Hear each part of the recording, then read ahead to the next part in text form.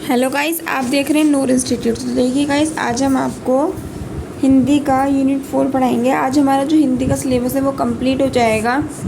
बच्चों का एक परसों एग्ज़ाम है, तो उस वजह से हमने सिलेबस बहुत जल्दी कंप्लीट कर लिया है। तो आप हमारी वीडियो देख सकते हैं। देखिए गाइस, जो हमारा ये हिंदी है वो कौन सी हिंदी है आपकी? जनरल इलेक्टिव कोर्स की हिंदी है। कोर्स कौन सा? जनरल इलेक्टिव यानी कि जी का कोर्स है। जो आपकी बुक का नाम है वो है हिंदी सिनेमा और उसका अध्ययन, ये आपकी बुक का नाम है। इसमें आता है आपका यूनिट 4, नई तकनीकी और सिनेमा संभावनाएं और चुनौतियाँ। आज हम इसके बारे में पढ़ेंगे। तो देखिएगा, इस पहले आप पढ़ने से पहले आप अपनी हिंदी की बुक का नाम मैच कर लेना और अपनी बुक का सिलेबस में जो आपके चैप्टर्स है वो भी मैच कर लेना। उसके बाद ही आप स्टार्ट करना। मैं नहीं चाहती गाइस कि थोड़े से व्यूज़ के लिए किसी भी बच्चे का टाइम वेस्ट हो, क्योंकि एग्ज़ाम सर पे है। टाइम वेस्ट होना बहुत बड़ी बात होती है। वीडियो भी छोटी नहीं होती, 10-15 मिनट की वीडियो होती है, तो उससे बच्चों को बहुत टाइम वेस्ट हो सकता है। चलिए स्टार्ट करते हैं। पहले हम इसकी प्रस्तावना पढ़ लेते हैं।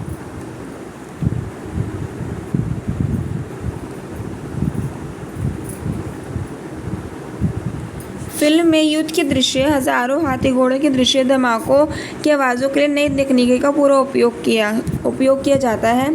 मुग़ल आज़म के लिए विशाल सेट बनाए गए।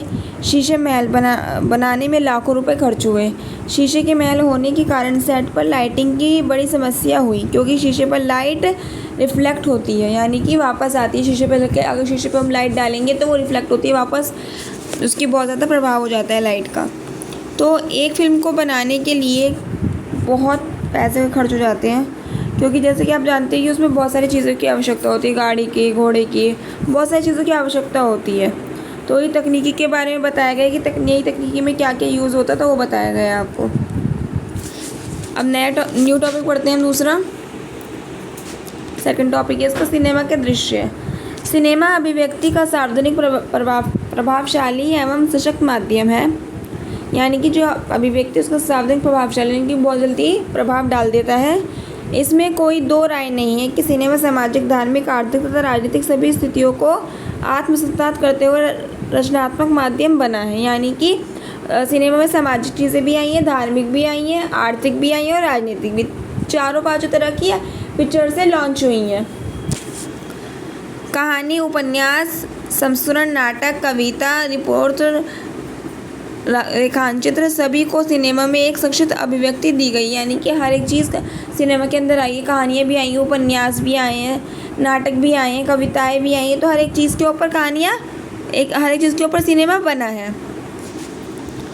थर्ड पॉइंट आता है आपका, कहानी को दृश्य प्रस्तुत करने की कुछ शर्तें क्या है। देखिए, एक दृश्य एक नहीं तथा इकाई है जो एक बड़ा आख्यान के भीतर गठित होती है। दृश्य कहानी के निर्माण खंड है। अधिकांश कहानियाँ दृश्यों की एक श्रृंखला से बनी होती है, जो कथानक को स्थापित करने की और आगे बढ़ाने में भिन्न होती है। यानी कि जो दृश्य होता है, कोई भी दृश्य को देखकर लोग कहानी बना देते हैं। अब कहीं घूमने जाते हैं, वहाँ पे जो भी दृश्य देखते हैं उसके ऊपर वो कहानियाँ लिखते हैं। आपने देखा भी होगा कि पहले के ज़माने में क्या होता था, जो कवि होते थे वो कहीं घूमने भी जाते थे तो वहाँ के ऊपर कहानियाँ बना देते कि हम यहाँ गए थे, हम ऐसे देखा, हमने ये देखा, हमने वो देखा।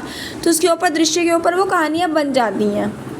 अब आता है तकनीकी। इस तरह से तकनीकी विकास को बढ़ती यात्रा में सिनेमा का महत्वपूर्ण योगदान है। इसमें आज 21वीं सदी में आते तकनीकी विकास का एक युग लगभग पूर्ण कर लिया है।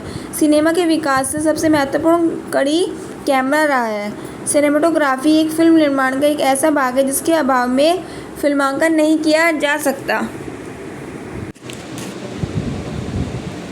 प्रौद्योगिकी का सबसे बड़ा प्रभाव शायद नए कैमरों से महसूस किया जाता है, जो सिनेमेटोग्राफी को उच्च परिभाषा में शूट करने की अनुमति देता है। दर्शकों को सेट डिज़ाइन में आर्थिक अद्भुत काम करने देता है। तकनीकी या फिल्म के पूरे सेगमेंट को भी चलाती है, जो फिल्मों को सक्षम करती है, जो सबसे संभव नहीं है।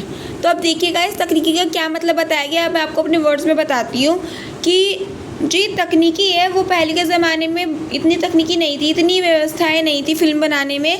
नॉर्मल कैमरे से लोग फिल्म बनाते थे। लेकिन अब जैसे जैसे न्यू सदी आती गई, जैसे अभी 21वीं सदी आ गई है, तो 21वीं सदी में क्या हो गया, तकनीकी चीज़ें यूज़ होने लगी। कैमरे, लाइटिंग, इतनी लाइटिंग यूज़ होने लग गई है। पहले के ज़माने में इतनी लाइट यूज़ नहीं होती थी।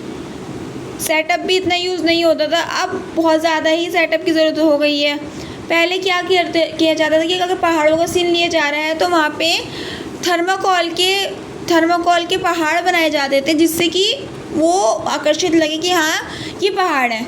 बट अब के ज़माने में क्या होता है कि अगर हमें कोई पहाड़ का सीन लेना होता है तो अभिनेत्री को रियल पहाड़ों के पास ले जाके, रियल उत्तराखंड वगैरह ऐसी जगहों पे ले जाके वहाँ पे शूट किया जाता है। पहले क्या होता था, बिल्डिंग का सीन लेना होता था तो थर्माकोल की या फिर आर्टिफिशियल बिल्डिंगें बनाई जाती थी। बट अब के ज़माने में क्या होता है, रियल जो भी चीज़ होती है रियल बनाई जाती हैं। गाड़ियाँ वगैरह रियल होती हैं, सब चीज़ें रियल बनाई जाती हैं। अब आता है आपका नेक्स्ट टॉपिक, कहानी। किसी किताब, फिल्म या नाटक की कहानी उसकी कहानी है, जिस तरह से ये विकसित होती है। कहानी में आश्चर्यजनक मोड़ फिल्म की सबसे बड़ी ताकत है। पर्यायवाची कथा, कथानक के अधिक पर्यायवाची। फिल्म के लिए महान कहानी कहने के सबसे महत्वपूर्ण तत्वों में से ये है कि कहानी कैसे बताई जाती है। घटनाओं के समय के बारे में चुनाव करना उसके प्रभाव को बढ़ा सकता है और उसके दर्शकों को चकित कर सकता है। महान फिल्मों को करवाल फेंकना चाहिए जिसे आप आते हुए नहीं देख सकते, और ऐसी संरचनाएं होनी चाहिए जो अनुसरण करने में बहुत भ्रमित ना हो। यानी कि अब मैं आपको अपने वर्डिंग में बताती हूँ कहानी में, फिल्मों में कहानी का क्या रोल होता है, क्या नहीं होता। फॉर एग्ज़ाम्पल, अब नॉर्मल फिल्म को हटा दीजिए, आप एक नॉर्मल कहानी के ऊपर लीजिए कि अगर हम कहानी बनाएंगे तो मंगधड़ंग कहानी तो बना नहीं सकते ना। कहानी को हम ऐसा बनाएंगे कि सामने वाला सुनने में आकर्षित हो कि भैया हाँ अब नेक्स्ट टॉपिक क्या आने वाला है, नेक्स्ट लाइन क्या आने वाली है, आगे क्या होने वाला है। तो फिल्मों में भी कहानी का यही रोल होता है कि जो देख रहा है फिल्म उसको ऐसी आकर्षित हो जाए वो कहानी से कि वो पूरी कहानी सुने।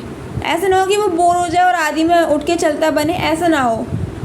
कहानी बनाने का यही मतलब है कि उसका अगला मोड़ आकर्षित होना चाहिए, अगला मोड़ ऐसा होना चाहिए, आश्चर्यजनक होना चाहिए कि सुनने वाले को इंटरेस्ट हो, वो रोमांच रखे उसमें कि हाँ आगे क्या होने वाला है, मैं भी देखूँ, मैं भी सुनूँ कि आगे क्या होगा। तो हर एक मोड़ को उस हिसाब से बनाना चाहिए। अब तुम मन धड़क कहानियाँ बना रहे हो, सामने वाले को कोई इंटरेस्ट नहीं आ रहा, तो उससे क्या होगा, फ्लॉप हो जाएगी पिक्चर। अब आता है नेक्स्ट टॉपिक आपको स्पेशल इफ़ेक्ट्स। स्पेशल इफ़ेक्ट्स क्या होते हैं, देखिए। फिल्मों में स्पेशल इफ़ेक्ट के बारे में जानने के लिए ये तकनीकी से काल्पनिक विजुअल को बेहतर और सटीक दिखाने के लिए इस्तेमाल किए जाते हैं। आग लगने, कांच की दीवार टूटने, धुआं या बर्फबारी या खून बहने से जुड़े दृश्यों में ना तो आग असली में लगती है और ना ही खून सच में बहता है। अब देखिए मैं आपको ये अपने रियल वर्ड में बताती हूँ। हमने ऊपर पढ़ा था कि जो भी चीज़ें होती हैं असली में होती हैं, बट खून बहना, आग लगना, कांच की कुछ भी टूटना ये असली नहीं होता।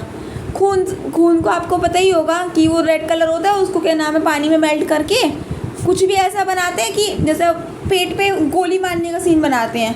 तो वो क्या होता है, पहले ही अंदर वो कपड़ों के अंदर वो एक पॉली बैग होता है, एक आर्टिफिशियल पॉली बैग आता है, उसके अंदर वो पानी वगैरह रंग वगैरह घोल के रख लेते हैं और बांध लेते हैं। अब जैसे ही वो शूट लगता है उससे क्या होता है, वो फट जाती है, तो आपको ऐसा लगता है कि हाँ उसके पेट में गोली लगी है। अब आपने देखा भी होगा सूर्यवंशी पिक्चर, उसमें क्या होता है, जो अमिताभ बच्चन होता है उसको खून की वॉमिटिंग होती है, तो रियल थोड़ी होती है वॉमिटिंग, वो मुंह के अंदर कलर की कुल्ली करता है वो, तो उससे क्या लगता है सबको आकर्षित देखने वालों को कि हाँ भाई खून की उल्टी कर रही है।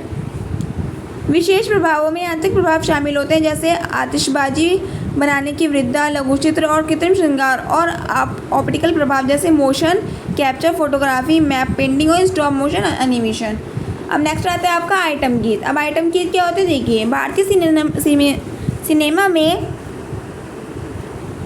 एक आइटम नंबर या आइटम गीत एक संगीत संख्या है जिसमें एक फिल्म में डाला जाता है, जो कथानक के लिए कोई प्रासंगिकता हो भी सकती है और नहीं भी।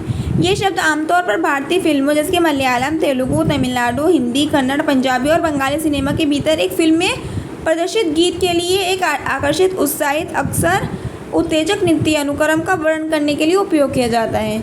एक आइटम नंबर का मुख्य उद्देश्य फिल्म देखने वालों को मनोरंजन करना और ट्रेलर में प्रदर्शन होने के द्वारा फिल्म की बिक्री को समर्थन देना है।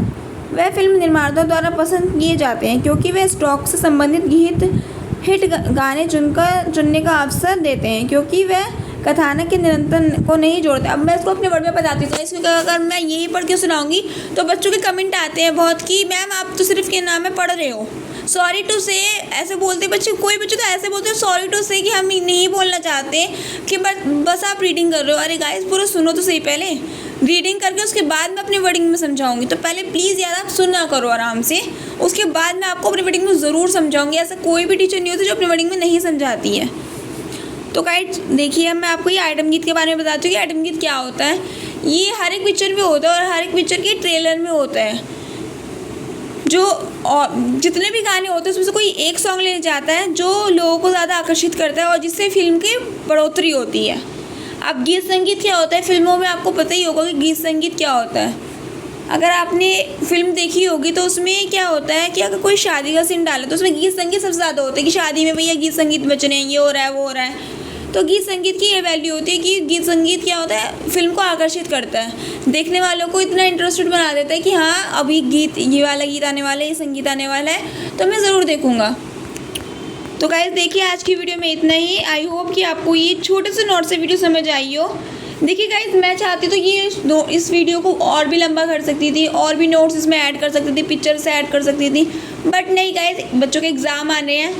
मैं नहीं चाहती कि वीडियो के व्यूज़ के चक्कर में बच्चों का टाइम वेस्ट हो और फालतू की चीज़ों को दिखाने से अच्छा मेन टॉपिक समझा दो। बच्चे इतने इंटेलिजेंट है, 3rd ईयर में आगे इंटेलिजेंट ही हैं, तो वो समझ सकते हैं। तो थैंक यू सो मच, आज की वीडियो में इतना ही। Thank you.